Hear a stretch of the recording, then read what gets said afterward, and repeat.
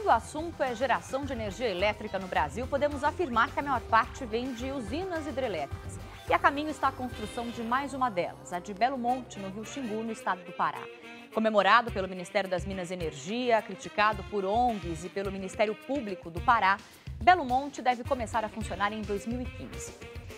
Mas o Brasil tem grande potencial para a geração de energia, inclusive para chamadas renováveis. Hoje no N-Blogs, a polêmica de Belo Monte, a política energética nacional.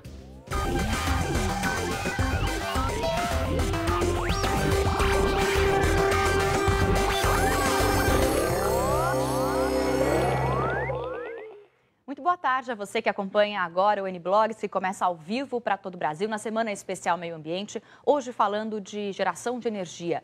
Depois de muitas brigas judiciais e protestos, o IBAMA concedeu nesta quarta-feira a licença de instalação para a usina hidrelétrica de Belo Monte, no Pará. Mesmo sem o cumprimento pleno das condicionantes exigidas pelo órgão ao consórcio Norte Energia, responsável pela obra. A nova usina será construída no Rio Xingu, em uma área conhecida como Volta Grande. Ela abrange 10 municípios paraenses, o principal deles é Altamira. A usina será a segunda maior hidrelétrica do Brasil e terá a participação de 20 mil operários e um custo aproximado de 19 bilhões de reais, além da criação de 20 mil empregos diretos e 80 mil indiretos.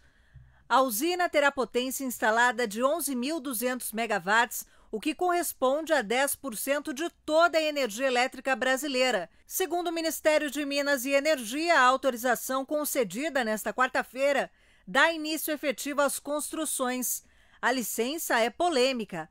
Vários pareceres técnicos foram divulgados não recomendando a emissão. Belo Monte também enfrenta forte resistência de movimentos sociais e ambientalistas que questionam os impactos da usina. A construção também sofre resistência dos povos indígenas. No local existem 11 comunidades com aproximadamente 1.600 índios. Antes da autorização das obras, vários protestos foram realizados pelo país. O ministro Edson Lobão defendeu a usina de Belo Monte, dizendo que contribuirá para cair o preço da energia no Brasil. Ele disse ainda que o projeto passou por todas as análises necessárias. Nenhuma hidrelétrica do mundo foi precedida de tantos cuidados e de tantos estudos. A ministra do Planejamento, Miriam Belchior, explicou que o governo fez um plano para a construção da usina, levando em conta o desenvolvimento socioambiental da região. O Plano de Desenvolvimento Regional do Xingu envolve o governo federal, o estadual e as 10 cidades que fazem parte da área de Belo Monte. Com essa estrutura será possível reduzir bastante os problemas que a gente tem que enfrentar no próximo período. Com o licenciamento entram em vigor 3 medidas. A instalação do comitê gestor do plano, que vai funcionar a partir desta sexta-feira e deve ser um espaço para acompanhamento da execução das obras. O governo deve instalar ainda um posto avançado do governo federal no Pará. A terceira ação, chamada de Operação Cidadania Xingu, terá um mutirão de atendimento básico à população local. Bom, e para entender melhor o que está por trás da construção de Belo Monte, para falar de geração de energia limpa no Brasil, vou conversar agora com Roberto Esmeraldi, diretor da ONG Amigos da Terra, e com Marco Antônio Fujihara, que é diretor de sustentabilidade da Ki Associados. Para fechar o nosso time, está com a gente a blogueira convidada de hoje, a querida Rosana Herman, do portal R7. Muito obrigada pela presença de vocês, sejam bem-vindos ao N-Blogs. A gente vai abrir justamente com essa polêmica do Belo Monte, ainda tem muita falação, ainda vai acontecer durante um bom tempo a falação em cima do Belo Monte. A gente sabe que qualquer forma de ação ou vida no planeta causa impacto ambiental. A questão é saber que tipo de impacto e qual é o tamanho desse impacto ambiental. Construir uma usina hidrelétrica causa bastante impacto ambiental, né? A minha pergunta primeira, Belo Monte é necessária para o Brasil? O primeiro problema de Belo Monte é o impacto econômico no nosso bolso. Esse é o pior, porque é um projeto que não tem sentido do ponto de vista econômico. Ninguém nem sabe sequer quanto custa, né? Tem uma estimativa de 25 bilhões? Já chegamos a 32. tá? Pode chegar a mais de 30 bilhões. Então, começaram com 18. Quando aprovaram, era em cima de 18. Estamos já na perspectiva de 32. Então, começa por aí, quer dizer, e é tudo em cima da viúva, é tudo em cima de custo para o Tesouro Nacional, direta e indiretamente, via BNDES, subsídios, Sim. etc. Né? Então, quer dizer, o investidor privado, inclusive, está caindo fora. Não Né? quer Agora saber. tem que botar os fundos de pensão das estatais para segurar. Ou seja, é uma obra que nunca aconteceria se não fosse uma decisão política de governo.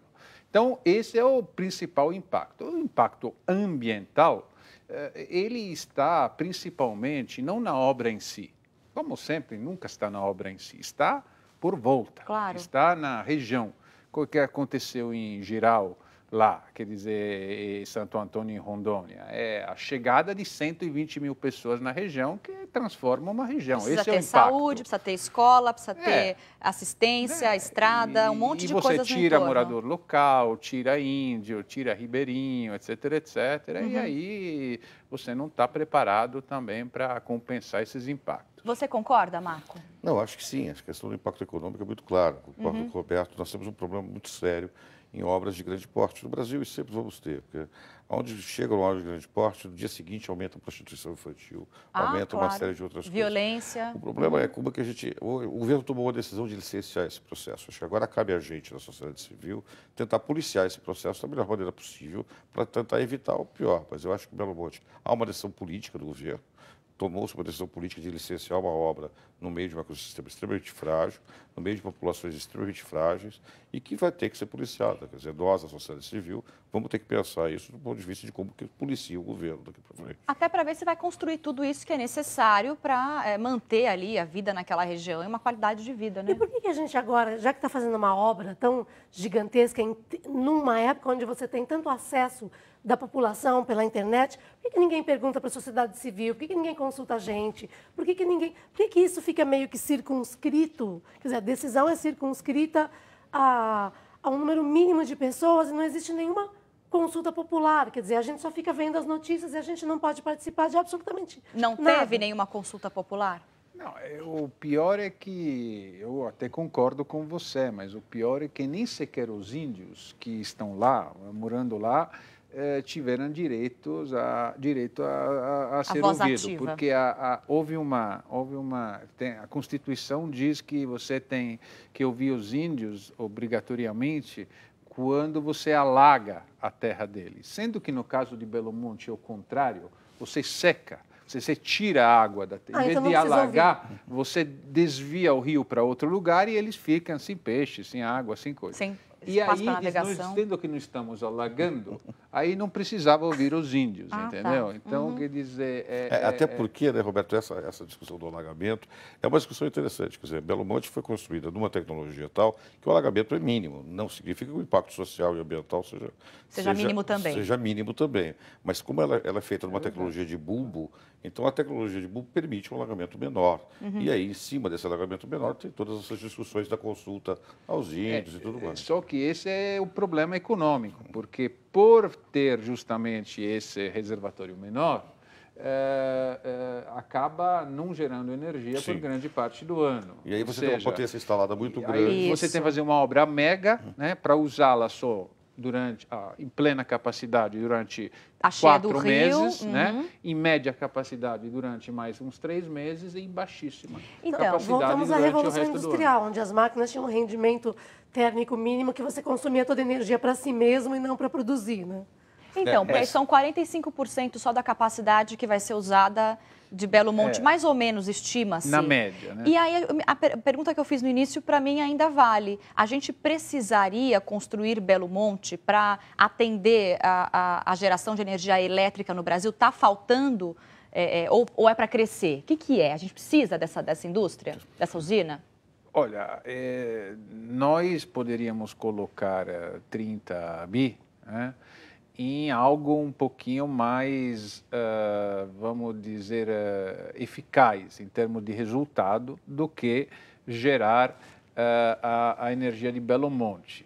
e também mais rápido de resultado. É aquele problema. A nossa política energética, o dilema é o seguinte, quer dizer, você está com uma pia, né, na qual o ralo vaza. E a sua resposta é aquela de tentar abrir a torneira mais. Né?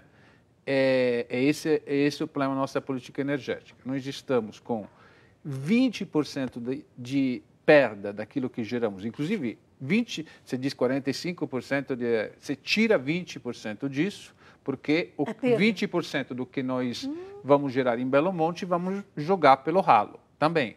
Assim como de todo o resto. Tá? Entre chamadas perdas técnicas e comerciais. Só na distribuição. Tá? Isso não envolve outro setor onde aqui o Fujihara está expert, que é aquele da eficiência energética no uso, que é outra coisa.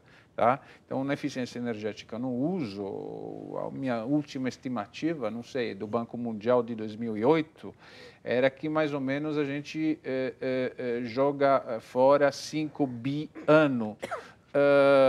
A última na distribuição, que é da semana passada, inclusive com base nos dados do Tribunal de Contas, feito pela ANEEL, a gente joga fora 8 bi ano só pelas perdas comerciais, que são a metade, ou seja, 16 bi pelo ano menos só em perdas, tá? Só pelo ralo. Isso, e tem um detalhe, quer dizer, vamos pensar no grid, quer dizer, vamos pensar na matriz energética como um todo. Quer dizer, o Brasil hoje tem uma matriz renovável e se a gente pensar que essa matriz renovável tende a ser sujada, entre aspas, por outras fontes de energia, a gente tem um dilema, que é o dilema de como garantir a renovabilidade da nossa matriz. Quer dizer, esse é o nosso dilema existencial hoje. Como baratear custos de energia eólica, como baratear custos de energia solar e como é que faz isso.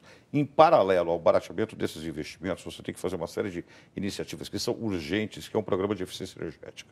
Quer dizer, hoje o Brasil, realmente, o Roberto tem toda a razão, a gente joga fora uma série de energia porque nós não temos um programa de eficiência energética compatível com o país. Quem faz programa de eficiência energética no país, para você ter uma ideia, são as concessionárias de energia. Né? Eu, na minha indústria, para fazer um programa de eficiência energética, tenho que pedir bênção para a concessionária de energia, que me vende energia. Quer dizer, é um contrassenso. Fazer um programa de eficiência energética para quem me vende energia. Para quem está vendendo para você. Então, eu acho que a gente tem que mudar um pouco a regulação de eficiência energética no Brasil. Realmente, nós temos perdas enormes na transmissão, perdas enormes na distribuição. E, mais do que isso, acho que as empresas precisam se conscientizar que eficiência energética é um ganho para a gente, para todo mundo. Por que a gente tem uma preguiça imensa no Brasil de pegar um dinheiro e investir, então, numa mudança de cultura? Então, por que a gente não conserta as coisas? A gente sempre, quando viaja, fala assim, a Europa tem uma mentalidade de manutenção. Aqui a gente não tem manutenção. Por que então a gente não diminui essa perda de energia absurda? Por que não se investe nisso? Deixa eu te contar um caso simples para a gente ilustrar. Eu tenho um amigo que tem um sítio no interior e ele queria pôr uma geração de energia, um aerogerador, pequenininho. Aí ele virou para a concessionária de energia da região e falou, olha, eu vou pôr um aerogerador e eu vou consumir minha energia, o que eu não consumir eu quero vender para você. Ele não conseguiu vender, porque não existe regulação no Estado, nos contratos não permitem que eu gere a energia da minha casa. Como a gente não tem onde armazenar energia, né? Você tem que mandar para algum centro de distribuição, obviamente. Tem que vender para distribuição de novo. Então, esses contratos não permitem esse tipo de coisa. Então, se você puser uma energia solar na sua casa, totalmente renovável, eólica e tal, e sobrar energia, você não consegue vender de volta para quem te vendeu energia. Então, esse tipo de coisa, que parece um contrassenso absurdo, acontece no sistema regulatório brasileiro. Isso, assim, tem um exemplo interessante. Eu estive na França no ano passado e visitei uma fazenda de gado leiteiro na região da Alsácia, quase na fronteira ali com a Alemanha, e o dono conseguia gerar energia através do esterco do gado. Ele tinha lá um processo. Sim, mas a gente tem isso. E aí, exatamente, ele conseguiu transmitir, ele abastecer a cidade inteira com aquela energia. Aqui não tem isso. Mas a gente tem uma série de coisas, por exemplo. Eu acho que hoje, por exemplo, energia a partir de dejetos de suínos, por exemplo, é uma realidade no Brasil.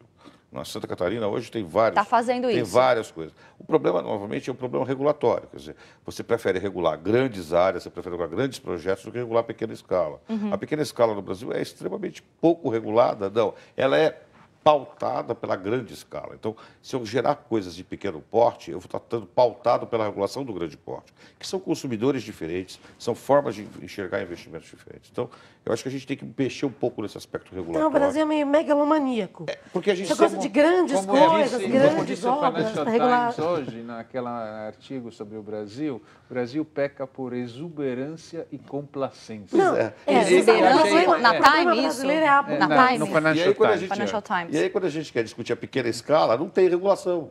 Né? Você vai para a ANEEL, cadê a regulação de pequena escala? Isso seria fundamental, né? Vou falar que é errado para ficar certo. É excesso de abundância. Excesso de abundância. Então, porque, na verdade, então, a gente prefere discutir essas grandes coisas. É verdade. A questão da eficiência energética, a questão de pequenas centrais hidrelétricas.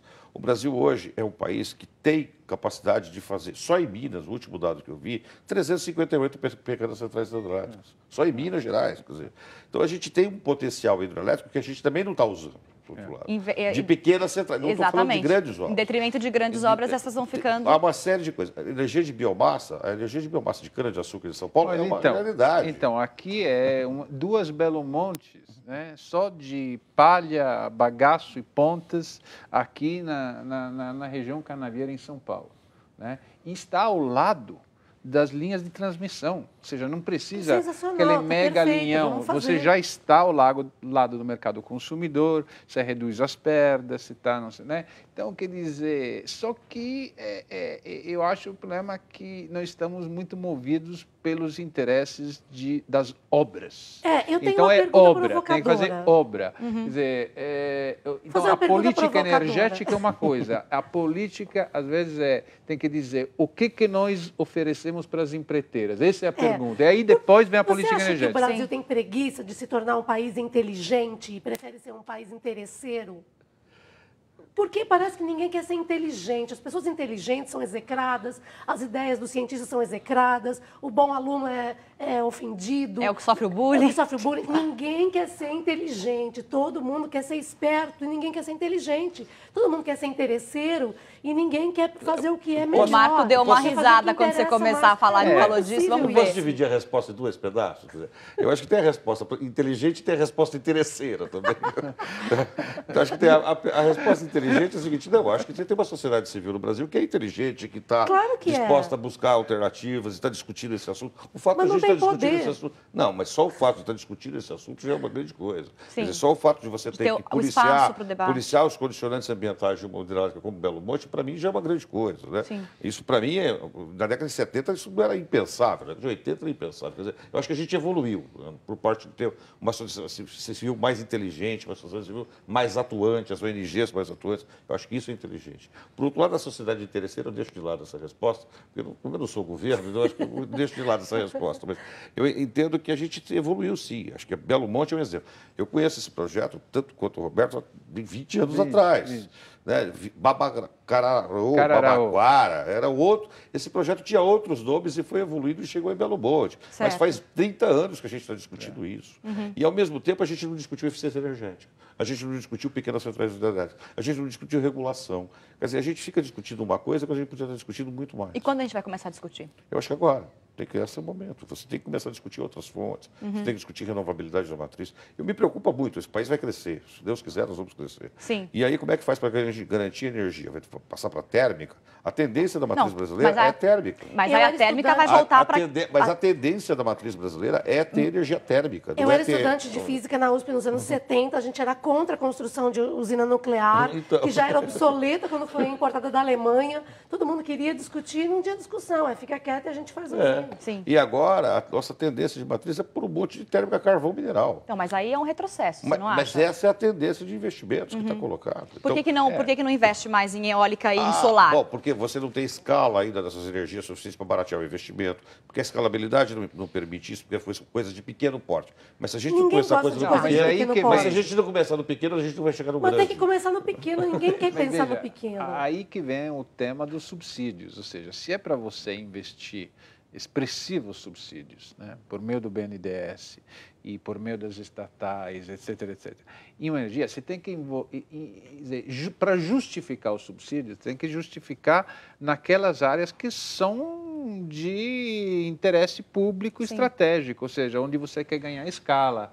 Você não vai colocar o subsídio né? Quer dizer, independentemente que eu acho que térmica carvão nem deveria fazer, né? Mas eu até admito que, vai dizer, se tiver um empreendedor privado que quer fazer, em tese ele licencia, pode fazer. Agora, você não dá subsídio para ele, isso é que eu quero dizer. Tá, entendi. Então, quer dizer, você tem que direcionar, né, o subsídio para o interesse público. E outros, se algum privado insiste em fazer e licenciar e fazer dentro das regras, pode até fazer. Brasil, país dos renováveis. No futuro seremos conhecidos assim? Depende de nós. Vantagem comparativa nós temos. Tem que ver se vamos transformá-la em uma vantagem competitiva. Ou seja, se vamos investir ciência, tecnologia, não só para usar a tecnologia dos outros para a gente gerar energia de renováveis aqui. Não é esse o problema. Dominarmos as tecnologias, assim como a gente faz na cana, nos aviões de pequeno porte com Embraer, etc., onde o Brasil é líder. Bom, o Brasil pode ser líder e exportar, ser referência em tecnologia, e aí sim, claro, ele vira o país dos renováveis, porque tem essa óbvia vantagem comparativa atrás. É meio patético que líder no solar possa ser a Alemanha, né? Claro. Mas parecem esses absurdos, né? Sim. Mas acontece. Eu acho que o sonho dourado é esse, né? Quer dizer, a gente ter capacidade de geração tecnológica, geração de conhecimento suficiente para que a gente possa ter tecnologias de ponta em renováveis. Eu acho que o Brasil hoje é um dos países mais bem colocados no mundo em matriz energética renovável. A gente precisa manter essa matriz energética renovável e precisa crescer em tecnologia, crescer em ciência, crescer em tecnologia, principalmente nessas coisas de pequeno porte, porque a gente acaba achando que a fábrica de pá eólica maior do mundo tem que estar aqui. Talvez não, a fábrica de menor do mundo está aqui, porque a gente possa ter essa coisa mais democrática. O Brasil tem que parar com essa mania de querer entrar para o livro dos recordes, ter tudo maior do mundo, e cuidar dessa bênção que a gente tem e usar a inteligência e abrir um pouco mão, digamos, da ganância em função do bem-estar de todos, né? Bacana, gente. O Uniblogs de hoje, infelizmente, vai ficando por aqui, mas eu agradeço a participação do Roberto Esmeraldi. Obrigada, Roberto. Marco Antônio Fujihara, obrigada pela participação. Rosana Herman, que escreve no Querido Leitor. r7.com/Rosana. É isso aí, gente. Então, leia o blog da Rosana, tem várias dicas bacanas por lá. E amanhã, no último dia do especial Meio Ambiente, o assunto é consumo consciente versus geração de lixo. Mande e-mails para o Uniblogs ou dê sua sugestão via Twitter no @NiblogsTV. Eu te espero às 2 da tarde. Obrigada pela companhia. Tchau.